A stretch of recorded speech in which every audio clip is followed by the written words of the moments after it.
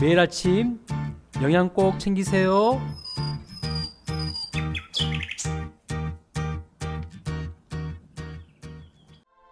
지혜가 길거리에서 부르며 광장에서 소리를 높이며 시끄러운 길목에서 소리를 지르며 성문 어귀와 성중에서 그 소리를 발하여 이르되 너희 어리석은 자들은 어리석음을 좋아하며 거만한 자들은 거만을 기뻐하며 미련한 자들은 지식을 미워하니 어느 때까지 하겠느냐.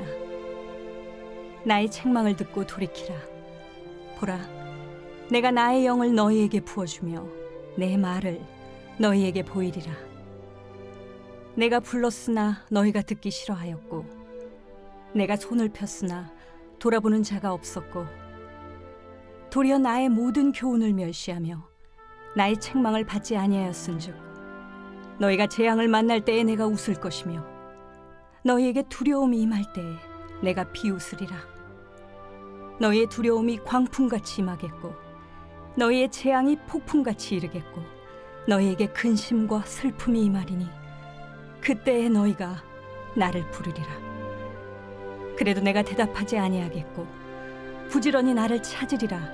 그래도 나를 만나지 못하리니 대저 너희가 지식을 미워하며 여호와 경외하기를 즐거워하지 아니하며 나의 교훈을 받지 아니하고 나의 모든 책망을 업신여겼음이니라. 그러므로 자기 행위의 열매를 먹으며 자기 꾀에 배부르리라. 어리석은 자의 퇴보는 자기를 죽이며 미련한 자의 안일은 자기를 멸망시키려니와 오직 내 말을 듣는 자는 평안히 살며 재앙의 두려움이 없이 안전하리라.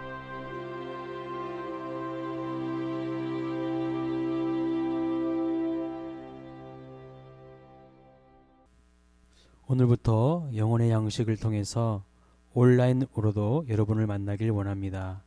이제 우리 광일교회는 새벽 예배 말씀을 성서 유니온 선교회에서 발행하는 매일 성경 본문과 동일하게 진행하겠습니다. 가정에서도 구역에서도 같은 본문으로 묵상하고 서로 나눔으로 더욱 풍성한 은혜가 우리 가운데 넘치기를 소망합니다. 오늘 본문 말씀을 통해서 우리는 하나님의 마음을 알 수 있습니다. 하나님은 우리에게 회개의 기회를 주시며 다시 하나님께로 돌아오라는 말씀을 하고 계십니다.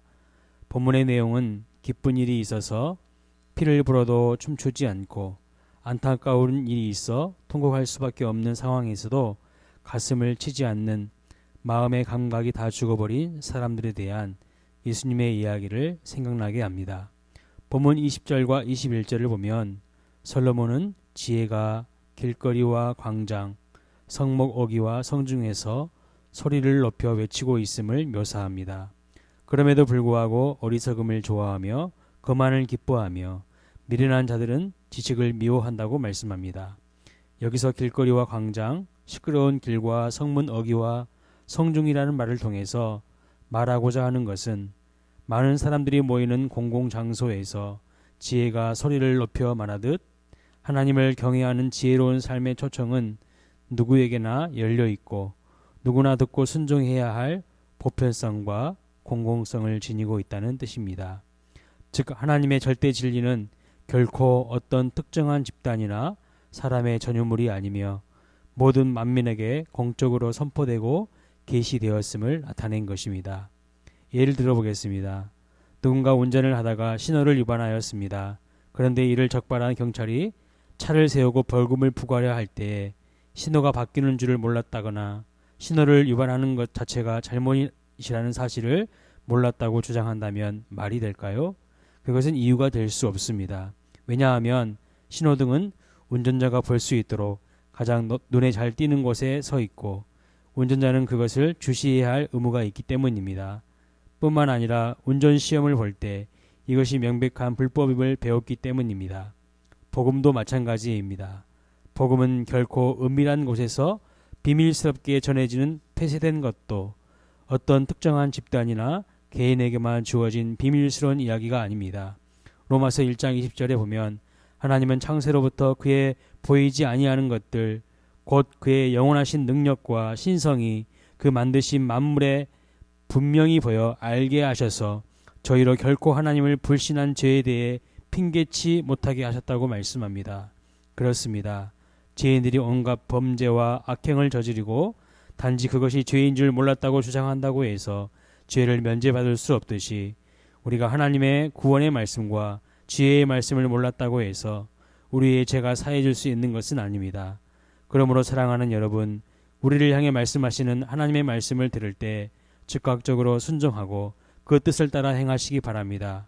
그리고 구원받은 하나님의 자녀로서 합당한 의롭고 정직한 삶, 올바른 선택에 대한 지혜와 권면을 온전히 받아들이고 하나님의 뜻대로 순종하는 삶이 되시기를 축복합니다. 22절 말씀을 보면 너희 어리석은 자들은 어리석음을 좋아하며 거만한 자들은 거만을 기뻐하며 미련한 자들은 지식을 미워하니 어느 때까지 하겠느냐고 하였습니다. 이는 앞부분 20절과 21절에 언급된 지혜가 온 세상 사람들을 향해 선포되는 상황에서도 지혜의 소리에 전혀 관심을 두지 않고 여전히 어리석음과 거만함과 미련함에 빠져 살아가는 무리들을 향해 언제까지 그 가운데 머물러 있을 생각이냐고 묻고 있는 것입니다.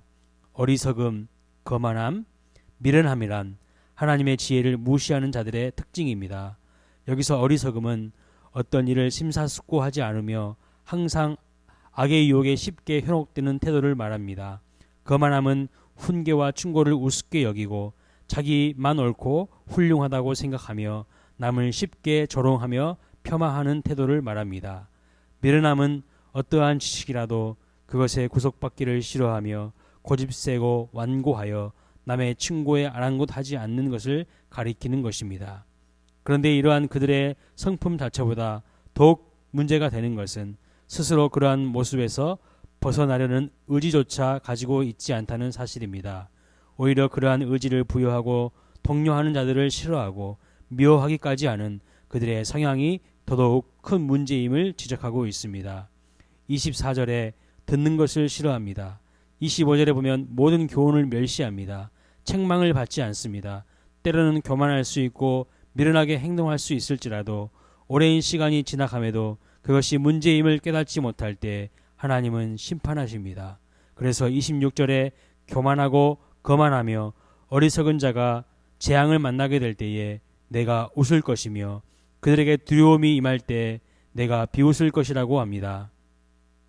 실제로 바벨론의 침공을 앞두고 있었던 이스라엘은 머리부터 발끝까지 성한 곳이 없었고 어리석고 교만하여 회개할 줄도 몰랐습니다. 그러나 23절 말씀 보면 나의 책망을 듣고 돌이키라. 내가 나의 신을 너희에게 부어주며 나의 말을 너희에게 보이리라 말씀합니다. 여기서 나의 신은 바로 성령을 의미합니다. 즉 성령 충만함의 은혜를 부어주시겠다는 것입니다.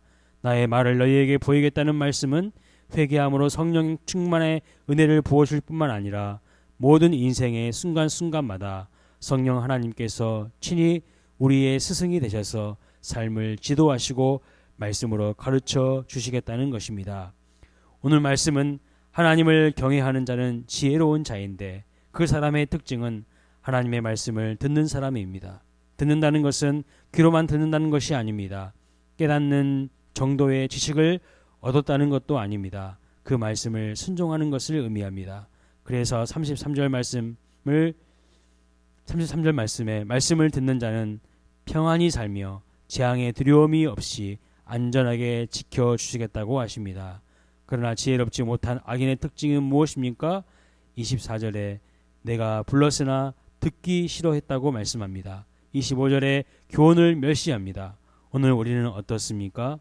여호와를 경외하는 것이 지혜의 근본이라고 하였는데 하나님을 경외함으로 주님의 말씀을 듣고 순종하는 자의 길로 가고 있습니까? 아니면 하나님의 말씀과 교훈을 듣기 싫어하는 어리석고 거만한 자의 길로 가고 있습니까?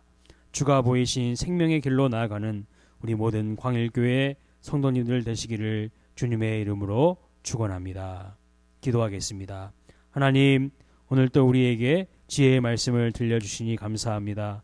오직 내 말을 듣는 자는 평안히 살며 재앙의 두려움이 없이 안전하리라 말씀하셨음에도 때로 거만하여 나의 경험과 지식으로 살았음을 회개합니다. 우리 모두 오직 주의 말씀을 듣고 순종하는 삶이 되게 하여 주시옵소서.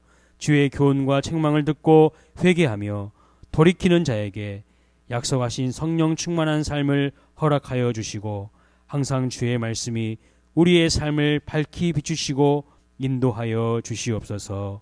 예수님의 이름으로 기도드리옵나이다. 아멘.